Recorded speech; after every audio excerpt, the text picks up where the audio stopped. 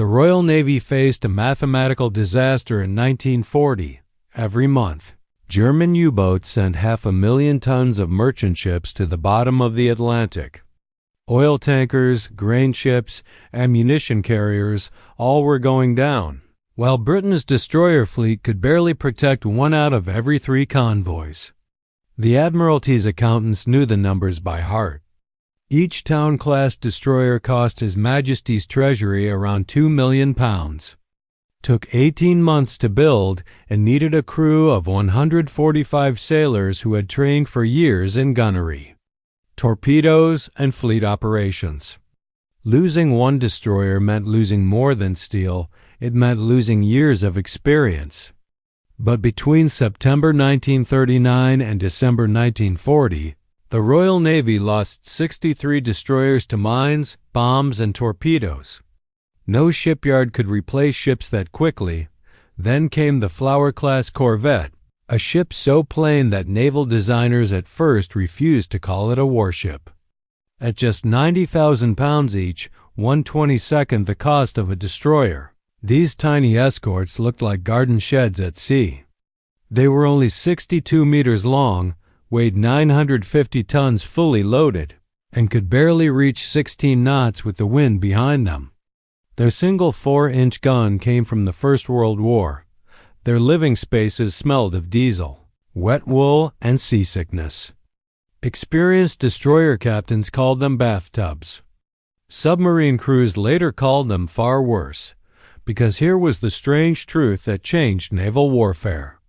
By the end of the war, Flower-class corvettes had sunk or helped destroy about 60 German U-boats, almost the same number achieved by the entire destroyer fleet on escort duty. The cost per kill made Treasury officials rejoice. One lost corvette meant £90,000 gone and about 40 conscripts lost. One lost destroyer meant £2 million and a crew trained since boyhood gone beneath the waves. When you divided total spending by confirmed U-boat kills, the Corvette became the most cost-efficient submarine hunter ever to fly the white ensign. This wasn't a story of high technology. The Corvette carried no new weapons when it entered service in 1940. It had no radar, no advanced sonar, no modern fire control system. What it did have was availability. British shipyards could start building a Corvette on Monday and launch the hull 16 weeks later, using workers who had previously built fishing trawlers. The Admiralty ordered them in batches of 50 Canadian yards. South African yards and hastily expanded Clyde yards all built them from shared plans. By 1942, corvettes outnumbered destroyers on North Atlantic, escort duty by 3-1. The question wasn't whether corvettes could fight. It was whether they deserved to exist at all. Senior officers said only true destroyers belonged in fleet actions, and that corvettes were stopgap junk that didn't match Royal Navy tradition. But then the convoys started arriving safely. Then the U-boat kill boards at Western Approaches Command filled with corvette names. Then Admiral Karl Dönitz began losing submarines faster than German yards could replace them.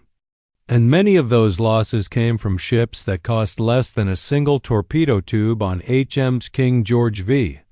This is the story of how Britain won the tonnage war not with superfleet ships, but with mass-produced utility boats crewed by wartime recruits who learned their trade in Force 9 storms.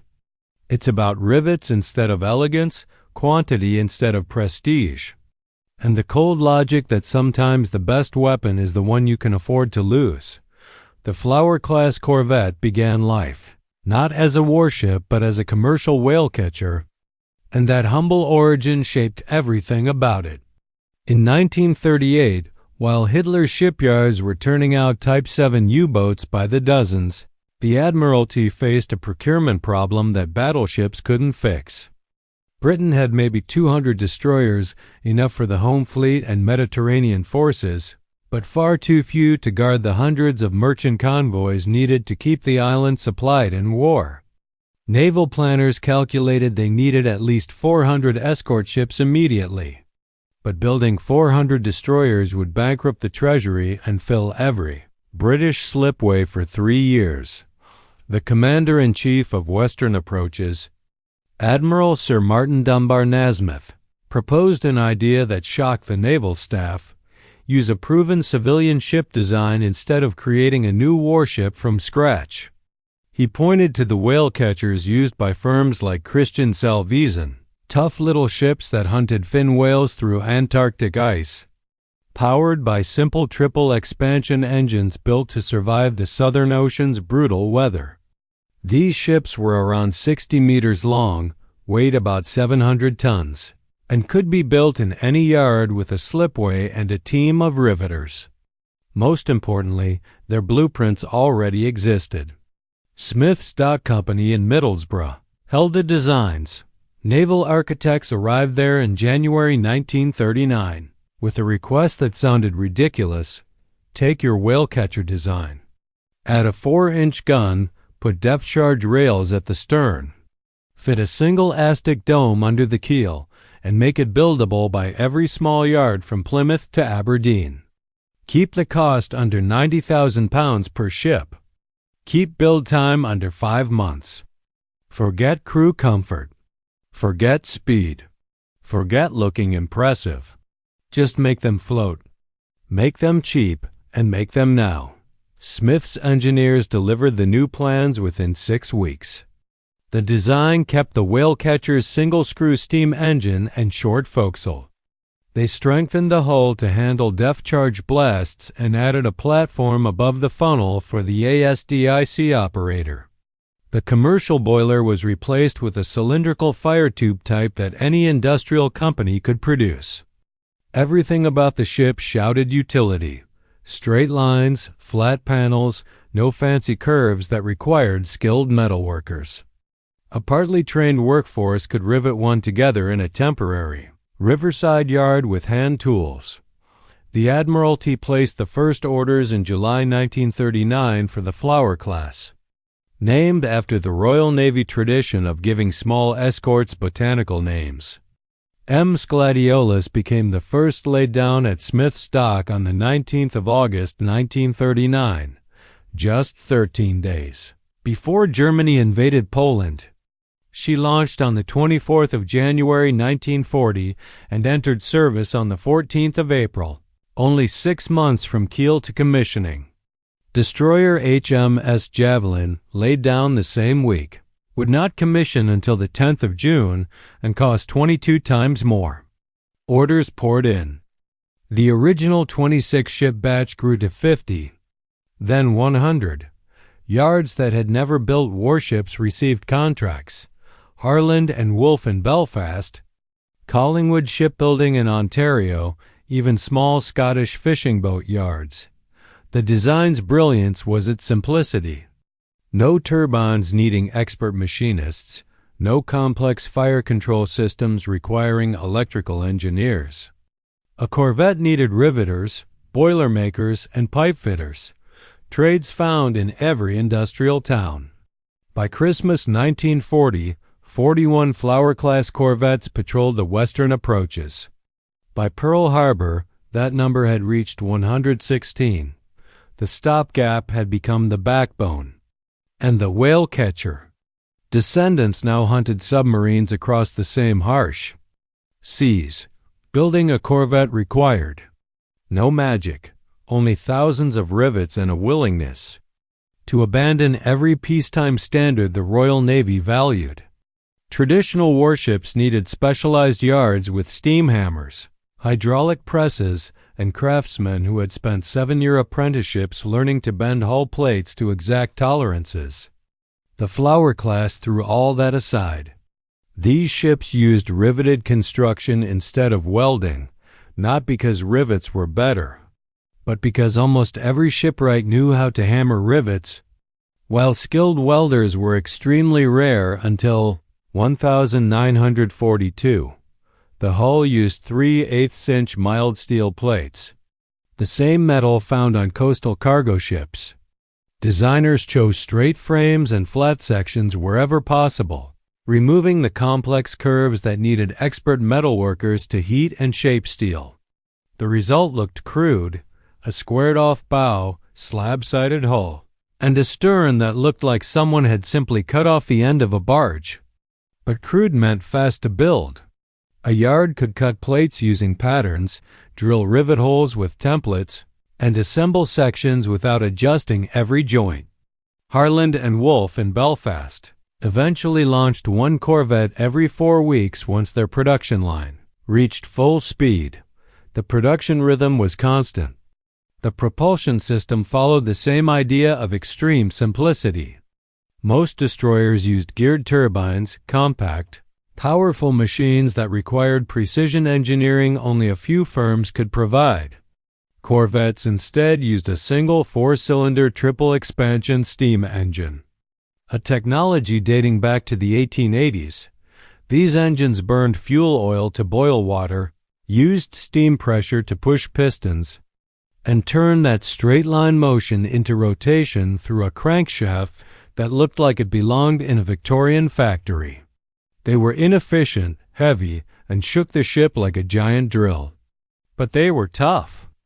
A chief engineer who had maintained fishing trawlers could take one apart and rebuild it with nothing more than hammers and spanners. That single propeller limited corvettes to 16 knots at most, only half the speed of a fleet destroyer. At first, the Admiralty thought this made them useless. Then someone noted that convoy merchant ships traveled at 8 knots. Surfaced U-boats reached around 17 knots, and submerged U-boats crawled at just 7 knots on battery power. A corvette did not need to chase down a surfaced submarine in a long stern pursuit. It only needed to force the U-boat underwater, where its electric motors turned it from hunter into slow target. 16 knots was enough for that job. And engines capable of 28 knots would have tripled costs without helping convoy defense. The single 4-inch Mark the 9th gun on the bow came from First World War stockpiles, the same guns used at Jutland in 1916. Admiralty had thousands stored, along with huge reserves of ammunition. New manufacturing could focus on dual-purpose guns for destroyers and anti-aircraft guns for larger ships. The corvettes would simply use the old barrels, which were perfectly fine for shooting at surfaced submarines at 4,000 yards. Each ship also carried a Lewis gun or a twin-5-inch machine gun for anti-aircraft use. Although these were more symbolic than practical, a corvette rolling 12 degrees in normal seas made accurate anti-aircraft fire nearly impossible. The real anti-submarine weapon sat at the stern: the depth charges and their launchers. Each corvette carried between 40 and 70 depth charges depending on the version, drum-shaped explosives holding 290 pounds of amatol. They could be pushed off rails or thrown sideways to create patterns around a submarine's estimated location. Hydrostatic fuses detonated them at set depths. If enough depth charges landed close to a U-boat, the shock wave would crack hull plates, break diving planes, or at least force the submarine to surface, where the 4-inch gun could end the fight. Crude, harsh, and effective, words that fit both the weapons and the ships that used them. No sailor joined the Royal Navy dreaming of corvette duty, because corvette duty meant living in a steel drum shaken by an angry giant for weeks. The Flower class was 62 meters long with a beam of only 10 meters, proportions designed for chasing whales through ice, not surviving North Atlantic winter seas. In a force 8 storm, a corvette might roll 18 degrees to port, snap upright, then roll 20 degrees to starboard every 6 seconds. For days, experienced destroyer sailors assigned to corvettes spent their first week certain the ship would flip over with the next roll. It never did, but it always felt like it might. 40 officers and crew lived on a hull originally meant for 15 commercial sailors. The whale catcher plans had a small deckhouse with 4 bunks for the captain and mates, plus a cramped forecastle for a dozen whalers in hammocks. Naval refits added a tiny wardroom amidships for the officers, turned the forecastle into space for 36 ratings, and squeezed the engine room crew into areas around the boiler that were never meant for living. Ratings slept in hammocks or in bunks, stacked 3 high with only 14 inches between each canvas. When the ship rolled, men in the top bunks wedged themselves in with elbows and knees. In rough seas, anything not tied down became airborne. Boots, mugs, tools, anything loose smashed across the room with each roll. Ventilation was poor to non-existent. The engine room made nearby areas into steam baths, while compartments forward of the bridge became freezing. Chambers where condensation turned to ice on the walls. The single coal-fired galley stove, later replaced by oil burners, produced 1 hot meal per day when weather allowed, which meant that in winter storms the crew lived on cold corned beef, hard biscuits, and tea brewed in a bucket. The tea stayed warm for maybe 90 seconds before the North Atlantic turned it into lukewarm dishwater. Washing facilities were 1 saltwater pump and a bucket. Fresh water was too scarce for bathing. The ship's evaporators could barely make enough drinking water for 40 men. Most ratings went weeks without washing, and officers weren't much better off. Clothes stayed damp because nothing could dry in the humid, crowded compartments. Wool sweaters absorbed moisture, grew mildew, and sometimes rotted on men's backs. Oilskins kept out spray but trapped sweat, forcing sailors to choose between getting soaked from outside or inside. The toilets, the heads, were in the bow, where every wave strike sounded like a depth charge. Using them in rough seas required timing. Wait for the bow to rise, dash in, finish quickly, and escape before the next wave hit. Seas often crashed over the forecastle and slammed into the heads with enough force to knock a man over. More than one sailor came out drenched in seawater, questioning his life choices. Sleep was a rare privilege, rationed more carefully than rum. Escort duty ran on a constant watch rotation. 4 hours on, 4 hours off forever. But 4 hours off didn't equal 4 hours of sleep. It meant eating, washing, fixing gear, and maybe getting 90 minutes of real rest before someone shook you awake for the next watch. After 3 weeks at sea, the crew moved in a fog of exhaustion. Faces turned gray, hands shook. Men fell asleep standing at action stations. Lookouts saw illusions, U-boat periscopes, and waves. The only comfort was knowing that German submarine crews lived in conditions slightly worse, inside pressure hulls filled with the smell of diesel, sweat, and battery fumes, never sure when depth charges might rip the hull open and let the Atlantic flood in. For the first 3 years of the war, Corvette crews hunted submarines using a tactic almost guaranteed to fail. They steamed directly over the suspected location, dropped depth charges, and hoped. The core problem was that a SDIC, the underwater sound system under the Corvette's hull, lost the submarine once the attacking ship moved within 200 yards. The operator heard the ping and echo, called range and direction, but as the ship sped into the attack run, the Aztec beam tilted upward and the echo disappeared. The captain then guessed where the submarine would be 20 seconds later and released depth charges, based on instinct. Meanwhile, the U-boat commander heard the Corvette's propellers getting louder, ordered sharp turns, changed depth, and slipped away from the drop point. Merchant sailors watching from convoy ships saw giant plumes of white water behind the Corvette, then watched it circle for another try while the submarine escaped. Everything changed with the Hedgehog, a weapon that looked like something from medieval warfare but transformed anti-submarine combat. Developed at HMS Vernon, the Royal Navy's torpedo school, the Hedgehog The Hedgehog consisted of a steel frame holding 24 spigot mortar arranged in 4 rows of 6. Each spigot launched a 30-pound projectile shaped like an oversized lawn dart with a contact-fused warhead. The key improvement was that these projectiles fired forward, landing in a tight pattern 200 yards ahead of the Corvette. The ASTIC operator kept contact the entire time, giving corrections right up until the projectiles hit the water. If the submarine dodged, the operator saw the movement and the captain adjusted course. If the shots missed, they simply sank without exploding, letting the Corvette keep a CIC contact and attack again instantly. If even one projectile struck the pressure hull, the 30-pound charge punched through and exploded inside. Where the shock wave had nowhere to escape, the first production Hedgehogs reached Corvettes in January 1943. HMS Arcus became the first ship to score a kill with the weapon on the 24th of February, sending U-444 to the bottom southwest of Iceland.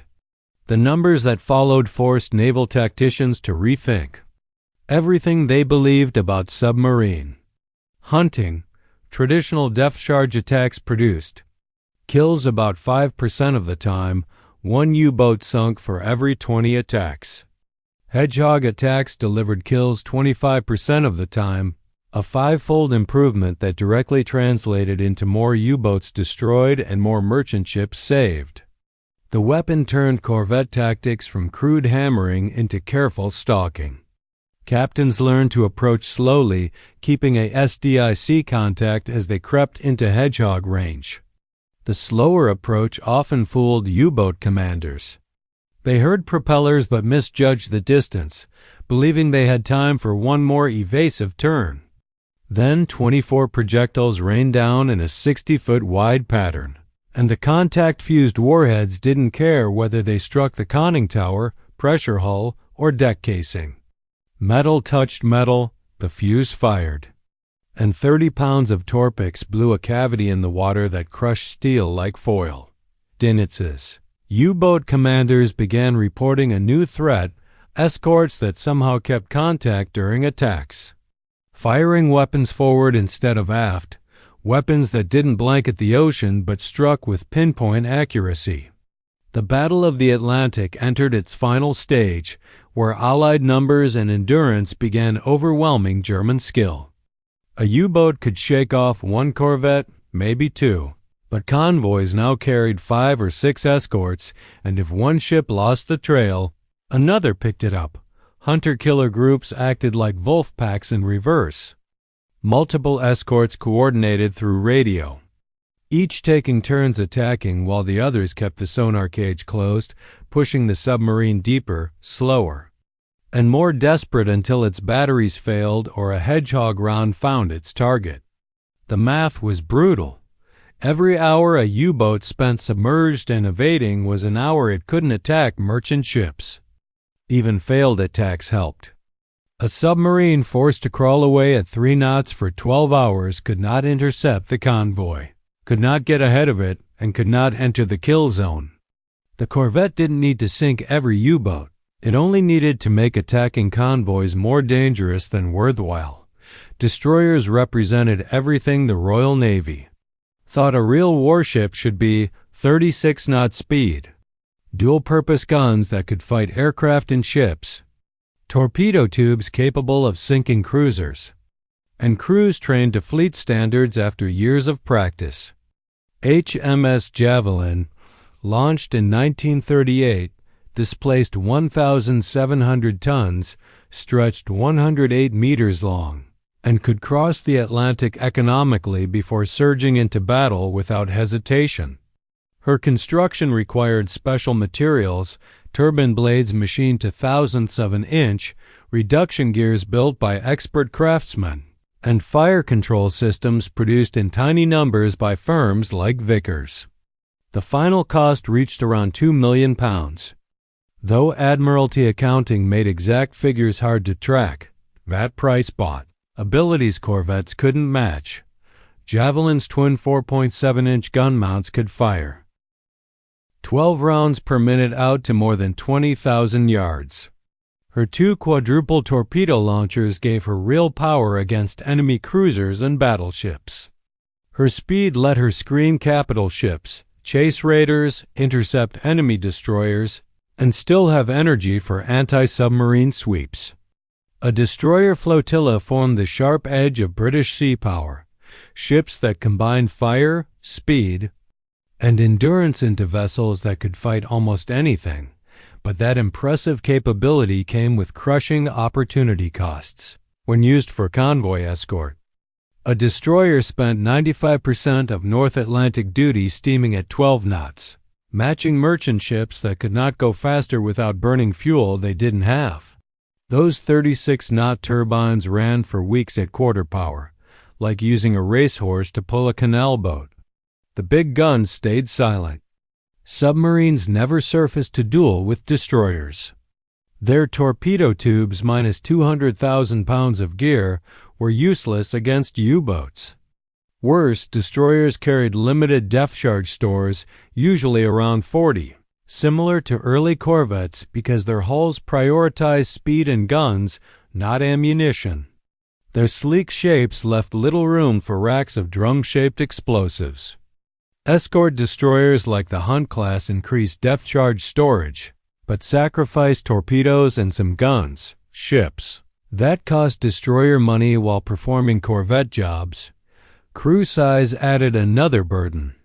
A destroyer needed 145 sailors and officers, many with specialized training, torpedo gunners who had studied for years, gunnery experts who ran complex fire control gear, engineers who kept delicate turbines alive. These skilled men took years to create and couldn't be replaced by wartime volunteers pulled from civilian life. Every destroyer lost meant losing irreplaceable experience, men who understood not just what to do, but why things worked the way they did, who could diagnose problems from sound and feel, who held a decade of knowledge in their heads.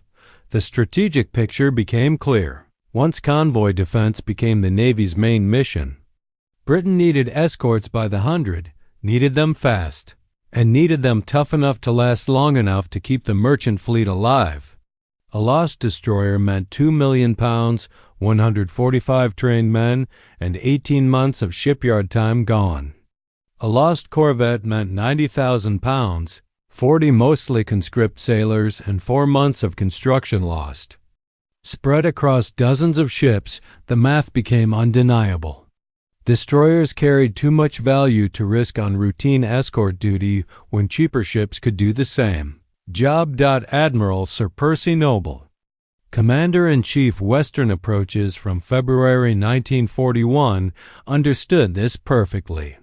His plans increasingly used destroyers as rapid response groups that could reinforce endangered convoys, while corvettes handled daily close escort.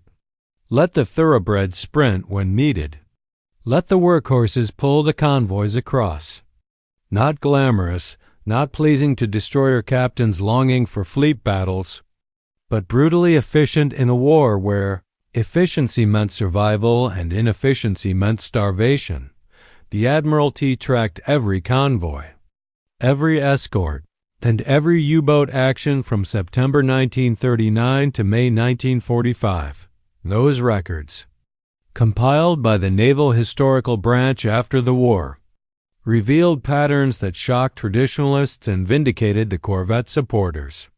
The raw data told a story that prestige and tradition could not hide when measured by the only metric that truly mattered: enemy submarines, destroyed per pound sterling. Measured by money invested.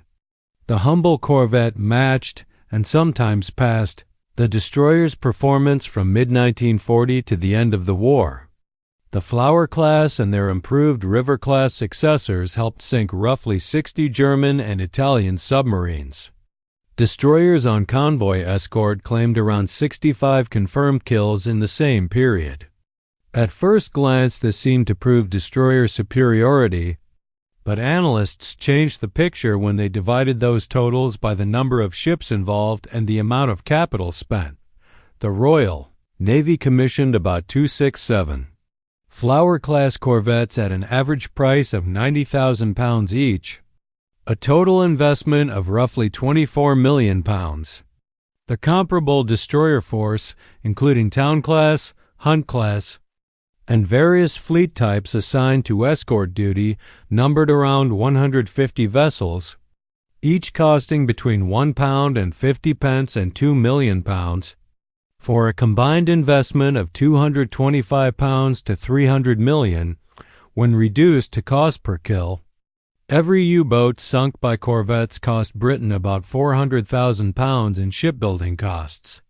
Every U-boat sunk by destroyers cost between £3 and 50 pence and £4.6 million. The Corvette achieved submarine kills at roughly one-tenth the capital cost of destroyer kills. Even when accounting for ammunition, fuel, and upkeep, areas where destroyers actually had advantages. The economic gap remained astonishing. Critics claimed this analysis ignored the destroyer's multi-role nature, and they were not completely wrong. Destroyers could do jobs corvettes could not: hunt surface raiders, protect capital ships from aircraft, launch torpedo attacks on enemy heavy ships. But the Battle of the Atlantic was not won with surface gunfights or torpedo duels. It was won by making sure more merchant ships reached their ports than U-boats could sink. For that mission, destroyer versatility did not matter. A 4.7-inch gun able to hit cruisers at 20,000 yards meant nothing against a submerged U-boat 600 yards away. Speed meant little when the job required sailing at convoy pace for 3 straight weeks. The tonnage war came down to simple math. Britain had to import roughly 1 million tons of supplies per week to survive. German U-boats had to sink more than Britain could replace. Convoy escorts existed to tilt that balance, to make submarine operations so risky and costly that their success rate dropped below what Germany needed. Every convoy that arrived intact was a victory. Whether it arrived unharmed because escorts scared submarines away, or arrived shot up but alive because escorts killed the attackers, the goal was the same. The ship that achieved that task most cheaply was the most efficient weapon. Western Approaches Command tracked another revealing measure: escort days per vessel. A typical North Atlantic crossing took 8 to 12 days from Liverpool to Halifax, with escorts leaving earlier and returning later to cover danger zones. A corvette doing 20 convoy runs per year managed about 240 escort days. A destroyer, with higher maintenance needs and more time in dry dock for turbine overhauls, managed maybe 15 runs, or about 180 escort days. The cheaper ship actually provided more annual coverage, spreading its protection across more convoys and forcing U-boats to face escorts more often. By late 1943, convoy success rates delivered the final verdict. Convoys with enough corvette escort, defined as 4 to 6 escorts, crossed with losses below 1% of merchant tonnage. Convoys escorted mainly by destroyers showed the same loss rate. The expensive escort and the cheap escort delivered identical results in the mission that mattered most. U-boats did not care whether the depth charges came from a destroyer or a corvette. Neither did the merchant ships whose cargo kept Britain alive. HMS Sunflower earned her place in naval history on a freezing February night in 1941, when outbound convoy on 67 found itself stalked by a wolf pack southwest of Iceland.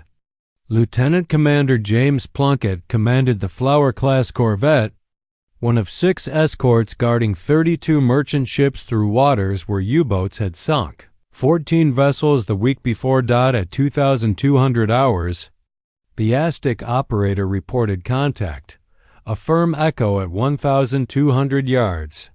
Bearing red 45, Plunkett ordered action stations, pushed speed to 12 knots, and began a careful approach that kept Aztec contact locked as the range closed. U-520's commander heard Sunflower's propellers in Dove, leveling at 400 feet while turning hard to starboard.